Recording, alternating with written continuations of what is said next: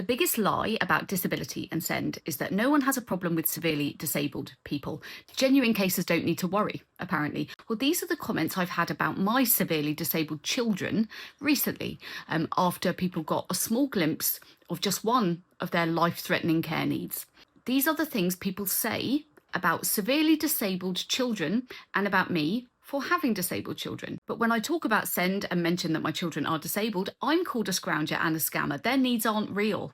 I've made them up to excuse the fact they've never spoken in their lives. I'm just scrounging, even though I don't even qualify for carers allowance or universal credit because I've worked their whole life. They are simultaneously so disabled that some people don't see them as human beings, but also not disabled at all.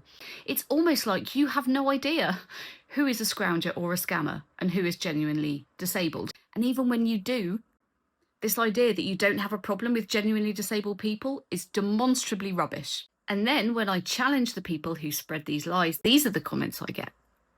Yeah. You don't need to tell me that I look awful. I'm aware I haven't slept properly for a decade. Funnily enough, it's the least of my worries while I try and keep two severely disabled kids alive. I've seen many comments this week saying only those with very severe physical disabilities shouldn't have to work. So I asked people, what job should my children do when they grow up? They can't speak or understand language. Their comprehension is that of a toddler. They have no danger awareness. They can't even keep themselves safe. And someone told me, bus driver. They should be bus drivers. I can't even take them onto a bus without another adult as passengers. Do you want them driving your bus? Or more importantly, would they ever get hired to drive a bus since they can't learn to drive one or take a theory test?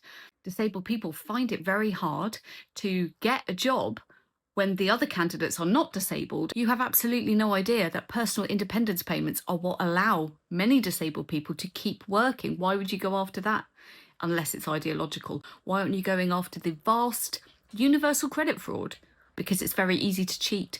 But no, it's disabled people they're going after for a reason, because they know that many of you think like this. So you'll have to forgive me for not believing you when you talk about genuinely disabled people, because this is how people talk about genuinely disabled children. These are the comments that you are aligned with. And it isn't just benefits. The government announced plans in February to take legal rights away from disabled children and young people. And I don't mean some of them or those with certain conditions that you don't believe in. I mean all of them.